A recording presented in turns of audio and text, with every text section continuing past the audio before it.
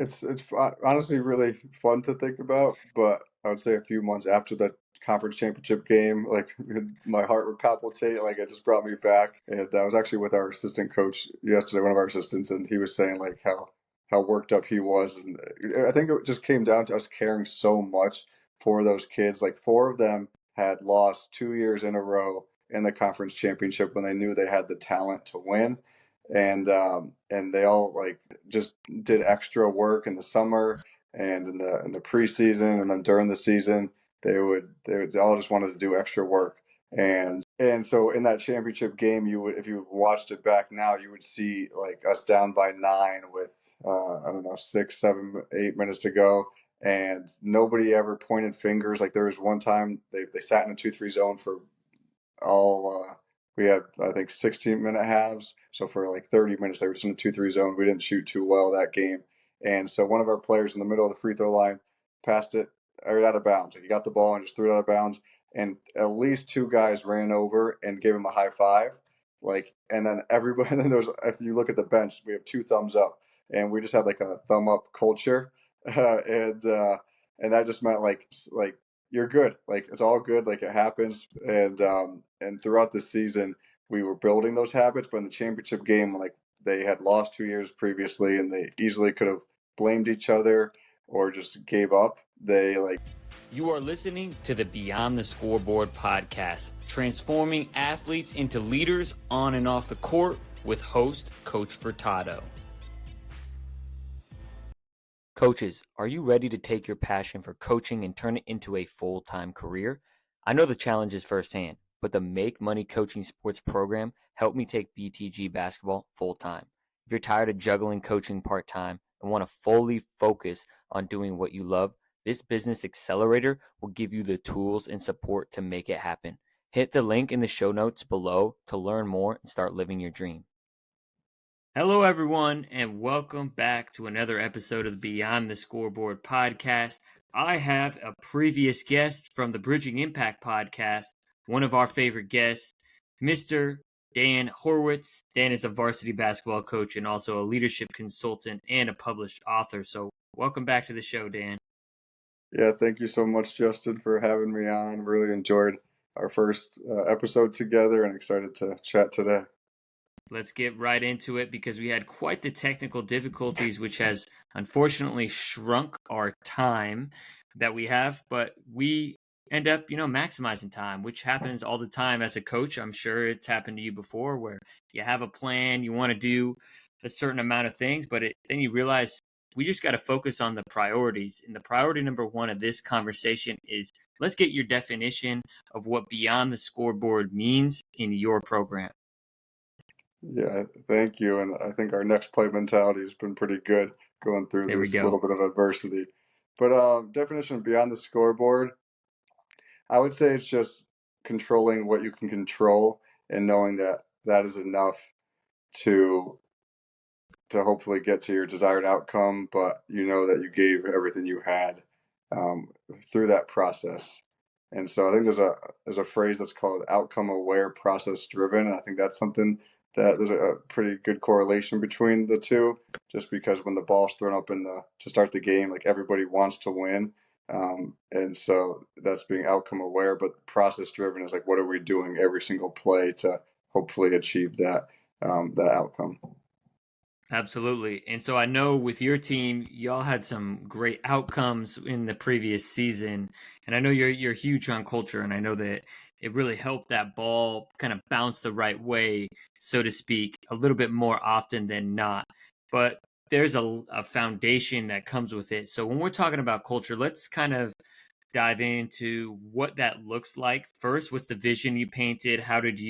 What's the temperature you wanted to set? What was that environment going to look like? And then I'm going to have some follow-up questions on some of the challenges that may have come up as you started that. But let's paint the picture for the listeners first.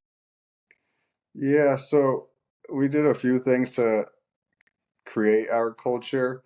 And so I was the JV coach at my high school for the past 2 years.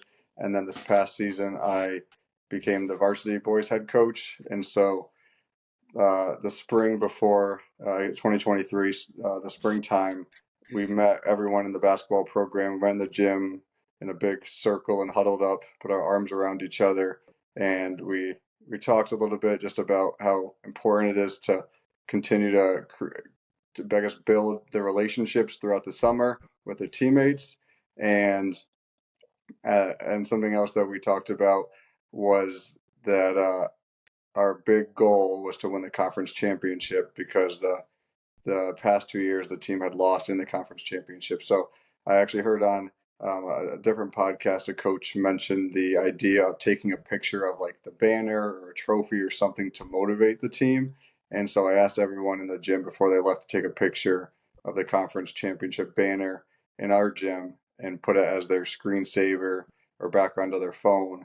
And so that way every day they had that in the back of their mind that that's what they were working towards. And I think that was something we did early on that helped build that, start to build the culture. I love that. A couple of things I hear in there is number one, you talked obviously about positive touch, connection, coming together, talked about the power of building relationships, and then also just having everyone shoot for the same goal, right? Everyone was rowing together, so to speak. And so with that, when you're building that vision, did you have any pushback or challenges when you first started out? I would say that we didn't have too many challenges as a coaching staff, um, but it was more about teaching and educating them on what a championship culture looked like Hmm. and evaluating some of the behaviors that they had done the previous year that I believed kind of led to a negative or losing culture. And we identified those and we met in one-on-one meetings or as a group with the returning five seniors and talked about what we collectively wanted this season to look like. And so I think there was just a little bit of growing pain of like a teammate falling over and maybe two guys that had played JV for me like knew to sprint over and help them up, but the some of the returning guys like maybe a few steps too slow. So we continue to praise those types of behaviors, and they got really into it, and they like started. They got from a point a few months into the season where they would kind of like fight each other to be the person, one of the two people to help up their teammate up off the ground, and it definitely took a lot of attention and energy to get them to get to that point, but. Uh, I think it was, well worth it, and they were willing to buy into it. I love that.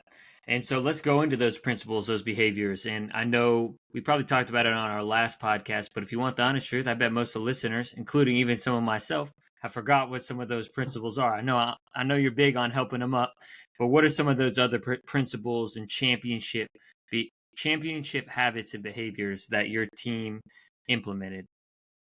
Yeah, I really enjoyed talking about it, and I'm gonna give a shout out to Tammy Matheny, who's also a two-time guest and the one that connected us. She's amazing, Yep. and she was talking about the Olympics, and it was really validating as someone who preaches culture that a lot of what was happening in the Olympics, in terms of the way they treated each other and cared for each other and the energy they brought, you would see that just by watching the team that won the gold. So some of the things that I really value, I think, are the bench, like the bench energy, and are they engaged and locked in? I think in the semifinal or final, the Olympic game, LeBron had an and one, and you could see Anthony Edwards and Halliburton and Joel Embiid, all guys that they compete against during their NBA season, all just pumped up and like really excited for him. So we talk about the bench and how their energy either influences the team up or brings them down.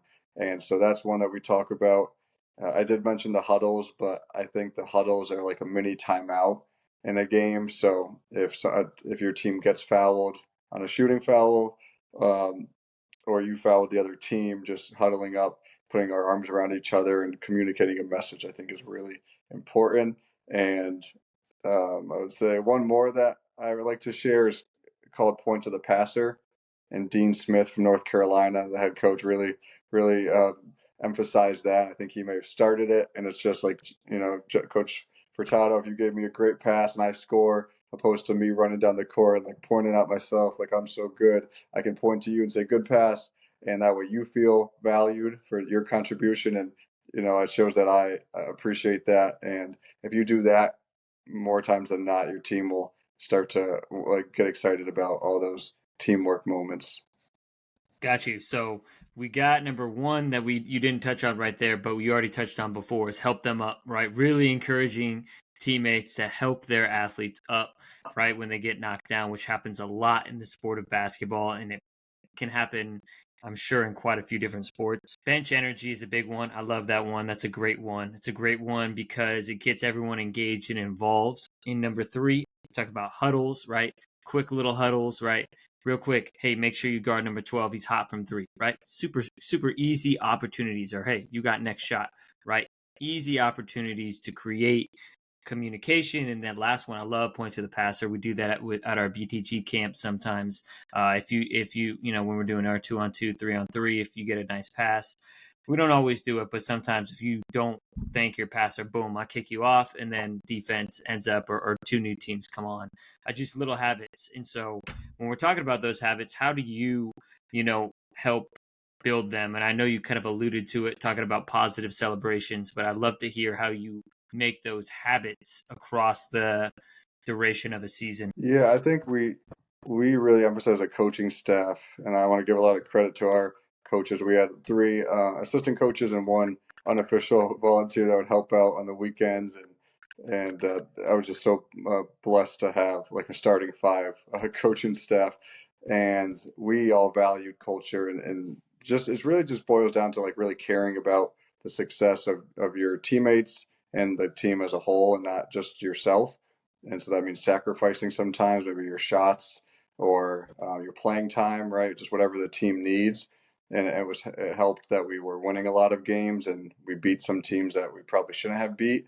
And in terms of just the culture piece, we'd watch a lot of film, and I love breaking down like, hey, like, do we see how like when that player got subbed out, you didn't stand up, right? Like, so what message does that send to the team?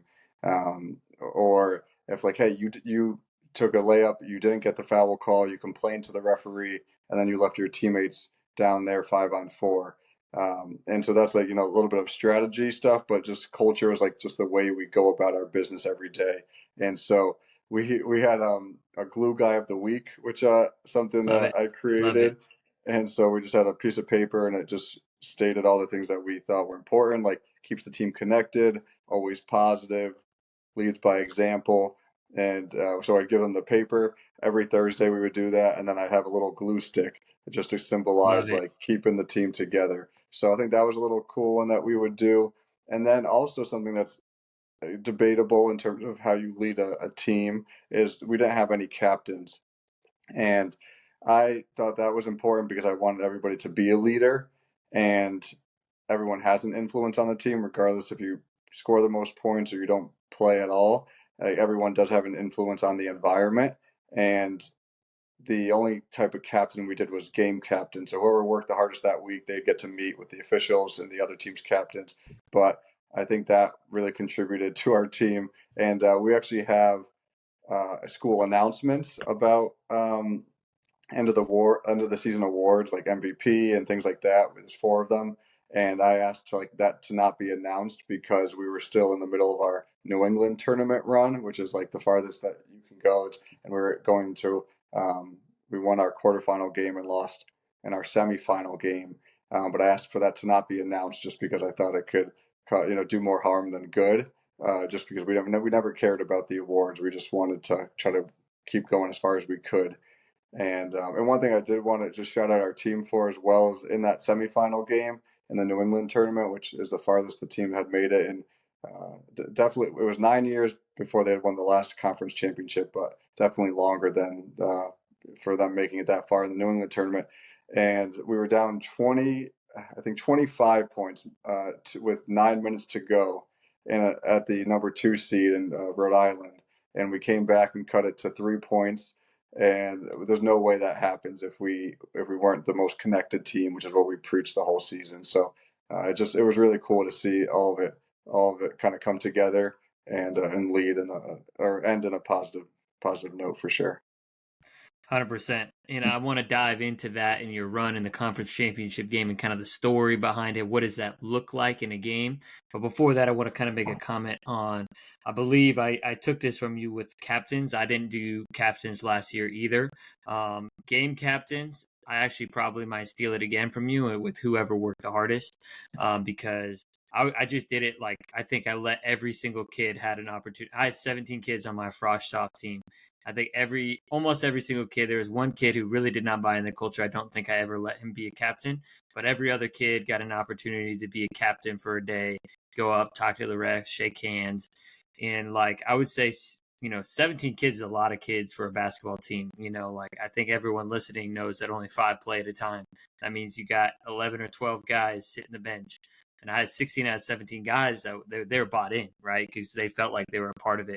So you can't, just for the coaches that are listening, don't underestimate just a little power that it could be to get a glue stick, right? For being recognized, for being that glue guy, or like taking an opportunity to just be a captain and see their work recognized. I think that's really powerful. So, kind of diving into the story of, right, like, I know that championship game was back and forth. It was tough.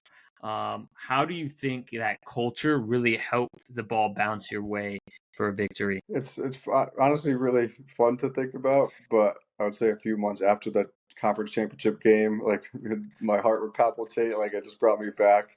And I was actually with our assistant coach yesterday, one of our assistants, and he was saying like how worked up he was, and I think it just came down to us caring so much for those kids. Like 4 of them had lost 2 years in a row in the conference championship when they knew they had the talent to win, and they all like just did extra work in the summer and in the preseason, and then during the season they would all just wanted to do extra work.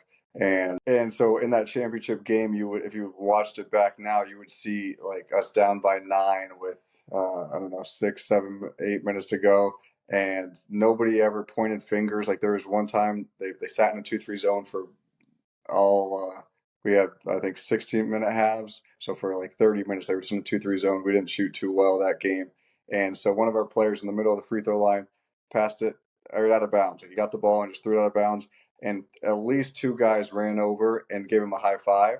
Like, and then everybody, and then there's, if you look at the bench, we have 2 thumbs up, and we just had like a thumb up culture, and that just meant like you're good. Like it's all good. Like it happens. And throughout the season, we were building those habits. But in the championship game, like they had lost 2 years previously, and they easily could have blamed each other or just gave up. They like became closer together and connected. And the other team, because of that, we started pressing them, which we hadn't done in the 2 times we had played them prior, and they weren't able to really handle that too well. And so our team just kind of got the momentum, but we got the momentum while we were losing. And I think that just speaks volumes of their willingness to buy in, and also um, how much they cared about their teammates. Because some of those guys should have been starters, but they were on the bench while that run was happening, and you couldn't tell. So I just think that those types of things all add up to those big moments when you want to play your best basketball. And for any coaches listening that are going to try to implement some of these things, like it's not going to be perfect, the first few weeks or months. I've been coaching, like I said, at the school for 3 years, so I was fortunate to have, I think, 6 of the 13 kids understand like our culture, and they could teach it to a class if you ask them to right now. And then the other 7 had to learn it throughout the season, and they bought in. So it definitely works. And the other thing I'll add to it, like these aren't my 14 principles. Like I've studied the best teams in the country. I actually just watched some of the championship game for the D3 women's game, and those teams huddle up. Their bench is going nuts every time they make a shot. They're giving high fives to each other. So it's just pretty consistent across the board for the best teams in the country. 100%. And you can't come back from down 9 with 6, 7 minutes left in a championship game with high pressure unless you love each other and have a connection. Like it's just impossible. I mean, it's not impossible, I guess, if you have like a superstar top 1% athlete, but it doesn't sound like you had any guys that were going straight from high school to the pros. So it takes a team and a commitment and a bigger and a we over me, and both of us can kind of nut out over culture, right? Kind of, really get into it. So I think, with that, as you were kind of talking about, building that, I know those principles weren't necessarily yours. You took a lot of time to study them. Now, I think one of the challenges for me and myself and someone who we can get so excited about culture, we want to try and do too many things. So what are your kind of thoughts on, hey, maybe we should just pick 3 to 5 things from those 14 principles, or I'm sure there's a couple more principles that out there that help, that we need to emphasize, or should we spend time thinking about that before the season? Like, how do we kind of cultivate that? How do we prioritize what's important? Yeah, I'm writing down a few notes of because I get excited about this too, and sometimes mine can Yeah. go in the wrong direction. Get Um, carried away, I know, and yeah, then I'm like then I have so many things I need to reiterate, I forget what I need to reiterate. when you and I talked, last week, I was smiling the whole time and got so many great ideas. So it's awesome that you have this platform to pay it forward and help others. And the four that I think easily implement without any really any extra work. One would be the touches, right? So as you walk into practice, and hopefully the coach is the first person there, and just a fist bump or a high five, like, "Hey, Justin, how you doing today?" And just acknowledge them by their name, right?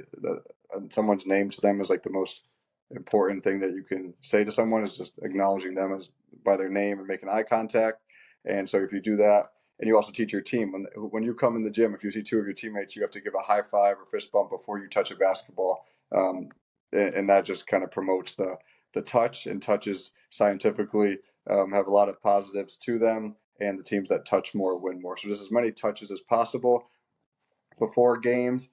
We do a thing called the high five line that a lot of teams do. They did it in the both teams, France versus USA. They did it, and it's just a handshake. It could be a high five or a fist bump, or like a cool handshake into whatever they want. It could be different with each teammate, and that's just a good thing before the game to get them focused and energized. So we call that the high five line. The touch five is another universal one where if a player gets fouled and they're shooting 2 free throws, after the first free throw, the two players on the inside of the paint give a high five, and the two players outside give a pat on the back or a high five. And that's like something the Miami Heat do, and I love the Miami Heat. And you'll see the best teams in the country do that. And I think it's just if you can empower your teammate by saying like, "Hey, nice shot, like you got this," or if they miss it, make the next one. Like you can do this. I believe in you. Whatever it may be, like the power of that is so strong. And I have watched so much film, and I won't say it's 100% of the time, but if you watch someone miss the first free throw and then they have four teammates cheer them on, a lot of the times they make the second free throw. So that's pretty powerful, and obviously it helps the scoreboard. Uh, and then the last one is just shout outs, and that's probably my favorite one. And I do it with the cross country team I coach in middle school and our ultimate frisbee team in the spring, and all that is just praising behavior. So Justin, like you were relentless on the boards today. Like you boxed out the person, your player, every single time. You got some huge rebounds for us, and then you ran the court really well, and you had some great cuts to the basket that led to some open shots for us. In addition to being positive throughout the game, even when we weren't doing well, and then we would say 2 claps, and the team would go and clap twice, and then the next person would go. And it's just such a powerful thing to have the players speak up and praise their teammates for those good behaviors. And as the season goes on, like you could be there for 2-3 minutes because so many kids want to share and shout out their teammates. But at first, it's a little awkward, maybe and uncomfortable because they're not used to doing that. But if you create a safe environment, some really cool things can happen in the shout outs or accountability circle at the end. 100%. No, Yeah. we do a lot of similar things, and I've also had similar aspects when especially young teenage boys are very awkward. They're like, I have to give my teammate a compliment.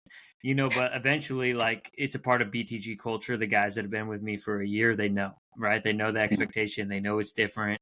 And they're also some of the better communicators. Like, if you watch them, it's just it's a skill, and I think it's so important to have the teammates praise them. And you'd be surprised how many coaches don't do any of this, like the positive touches as soon as they come in the gym, or like the most common thing at the end of practice, right, is like each coach goes and says their 30 seconds to 1 minute plus spiel, and the kids never get an opportunity to talk except for maybe the captain at the end. But what I like is you're getting everyone involved, and to me, that's how you come back from being down 9. You have to feel like you belong to something bigger. That's so good. And if I can just add one or two things. One is in our conversation, I asked you, excuse me, what you thought was like one of the most important things for a successful culture, and you said listening, and just asking good questions and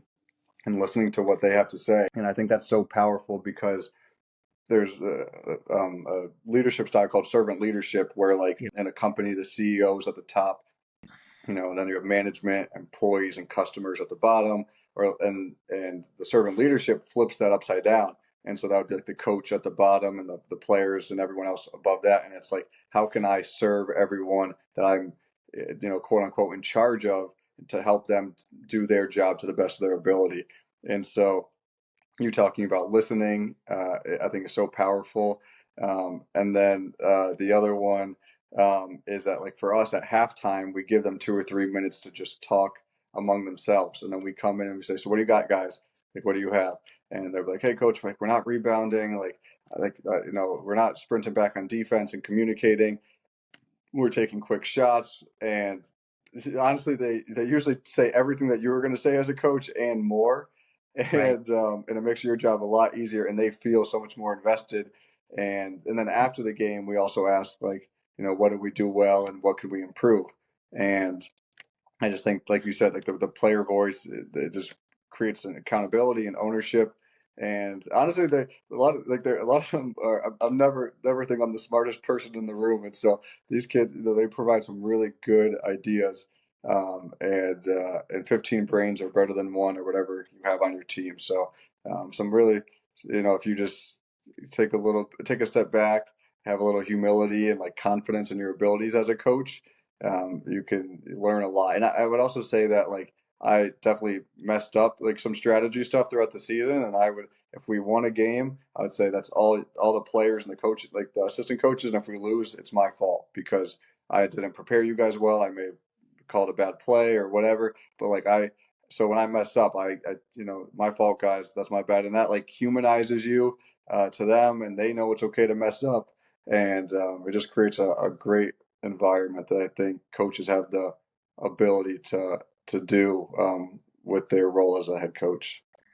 100%. Yeah, that's what you kind of brought the point to it. Is it takes a level of humility. And I was going to say, like, how much do you think, like, I feel like just this is I don't know if I have a data point, this is kind of more of a feeling thing, but I feel like coaches have a hard time doing what we're talking about because everything that you just said, like, what do you do well, right? What do you need to improve on? We literally do that like every single session. Sometimes I like want to ask different questions because I feel like they get a little stale of those questions. Maybe you could share some of those in a minute. But with that being said, like it's hard because, like, as a coach, we feel like we have to have all the answers. Information has to flow from us. Like, we got to set the tone. But I think, the best teams, and there are different ways to win, but I do genuinely believe the teams like that are the most bought in, feel like they belong. Of course, you have to have skill, right? Those teams are going the farthest, right? And so that's so important. And I kind of, to build on that, do you have any thoughts to add on that before I ask a follow up? No, I think you nailed it. I think, yeah, I think that just creating the environment where anyone can speak up. It doesn't matter if you're the manager, or a younger player or assistant coach, whatever it may be. That great things can happen in that space.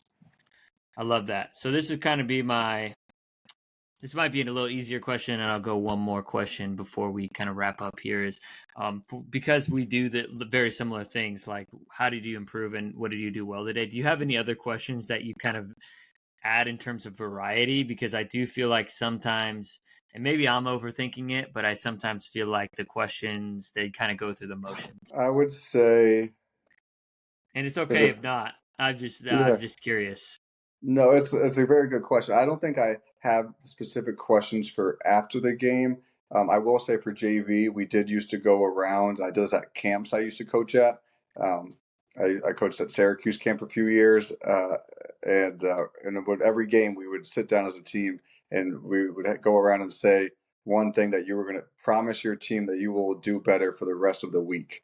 Mm, And if you said boxing out or you said take better shots, then you can't say that again for the rest of the week. So obviously with a winter team, saying that you're not gonna you're gonna make sure you box out good for the rest of the season, like that's a big commitment. But I think that could be a little wrinkle into it. And if everybody does one thing a little bit better over time, like you're gonna cover everything that you need to do to have a competitive advantage and have a chance to compete. But something that we do, and I've learned this from other coaches, is we do a preseason form that they fill out. We do a mid-season form and then a postseason. And I always ask like, what would you change and what is going well, and also like, is there anything I should know about you as a person and player to coach you to the best of your ability? And some kids might say, I don't like to be yelled at. One kid said to me, I like to be yelled at. Like that, I think I play better. And I had to speak right. to him like, I will hold you to maybe a higher standard, but I'm not a yeller. But if you're not doing something right, Yeah. like we'll talk. And so I've learned a lot of information from them through email or Google form or when we sit down in a classroom and we just write down things like that. And it's confidential just for me. And again, that's just me taking feedback. And one thing I will say that I again learned from reading a book is like everybody should know what our culture is. So I got a through all the feedback I got for why they had thought they had lost the past 2 years, I got a sign and it said our boys basketball, and it said vision, and it said one, most connected team, two, best defensive team, and three, most unselfish team. And I felt like if we were the most connected and united and together team, we'd have a fighting chance through adversity, which showed in that championship game. And when best defensive team, like if we just locked up and like loved boxing out, loved sprinting back on defense and fighting through screens and knowing the scouting report. And then if we just shared the ball and didn't care who scored, like good things would happen. And I brought that sign to every team building session, every practice, and would put it out. And so we would see it every day. And that all came from the player feedback and what they felt like the team needed. So a lot of really cool things that the coaches can do. And some coaches are limited in time. Maybe it's just that, one coach, they don't have an assistant. But a lot of this you can add within your practice time or game time and see some significant differences. I just like how you reframed it. You said a promise. We're big on talking about commitments at BTG. Same thing, right? I commit to, and I almost think like tomorrow I commit to boxing out, right? Especially if it's a season, that way we can stack days. Because Mm-hmm. sometimes, working with young kids, they promise something in August. Like December rolls around, they don't even remember what they said in August. And to be honest, I might even be the same thing, unless I'm writing it down every day. But I really like talking about the vision board as well, kind of painting that, and just having that collective. Everyone wants to win the conference championship game, right? Nick Saban talks about it all the time. But what's the process of getting to that? That's a result. That's an outcome. He actually talks about that's not even a goal, right? What's the goal? Who are we going to be every single day? And so I watched that on a plane on my way back from looking at wedding venues, and that fired me up. That fired me up. So I know we're running out of time, and I want to be mindful of time. So my final question for you today, I mean, shoot, we're just gonna have to do part 3. But before we get into part 3, what's this season looking like? What's the culture? How do you build on top of that? Because they always talk about it's easy to get to the mountaintop. Or it's not easy to get to the mountaintop. It's easier to get to the mountaintop than it is to stay at the mountaintop. Great question. I'm going to need to zoom you into our team to help us out this season. Okay.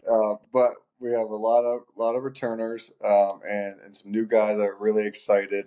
I had one of our students walk in my office and looked at the trophy and said, like, I want to go back to back. So they're locked in and ready to go. I would say just valuing the relationships and strengthening them.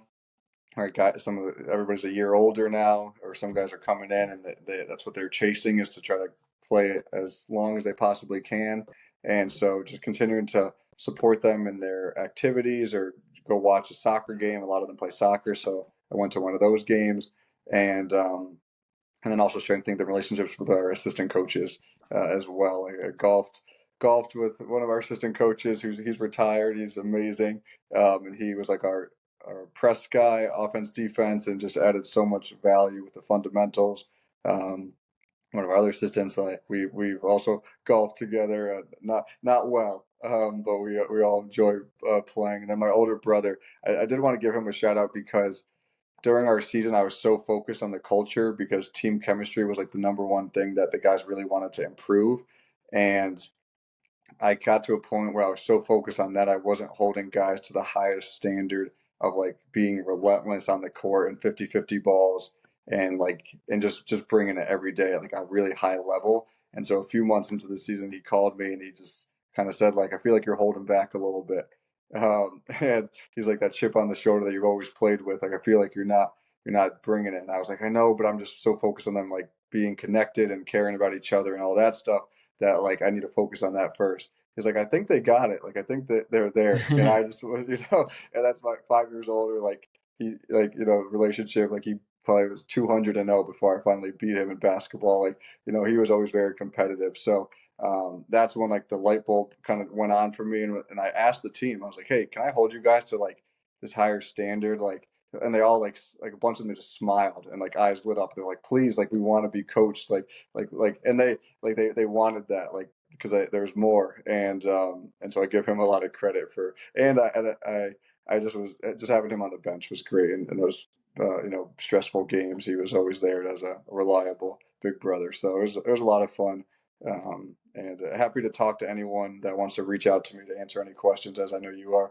Justin. And I think it's rare to have people care so much about the kids and doing things the right way and that help them become good humans and people in their lives. So all this stuff builds up, from the basketball court out into their everyday lives.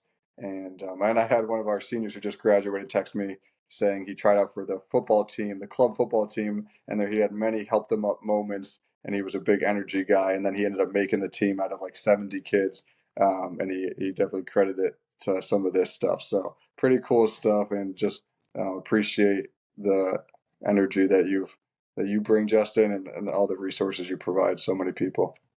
I love that. I love that. That's awesome. I feel like those are the best things, right? That's the most rewarding part of a coach is when they shoot you a text and give an example of how a life lesson that they learned from an experience that we were all a part of together, and they got to use it. That's what it's all about. So my final thing will be like, where can people connect with you? And then I know you got the book. Let's plug the book and any other resources you got. Yeah, so my email is contact Dan Horwitz at gmail.com, CONTACTDANHORWITZ at gmail.com. My book right here is Help Them Up, and it's on Amazon. And something cool that I'm doing this fall, I think I have 7 spots left just because of time. But I would do Zoom calls with teams to share the 14 principles, and also not just like a presentation, but I ask the team to speak up after every principle and share why they think it's important, how good they are at it currently. And then at the end of the call, they can meet with their coach and talk about the few they really want to focus on this year. So, yeah, love this stuff, and just appreciate the opportunity, and thank you so much for having me. And I love Beyond the Scoreboard. I just feel like there's so much to it, but you do things the right way, and things usually work out. Appreciate that. Thanks for coming on, Dan, and thanks for sharing those resources.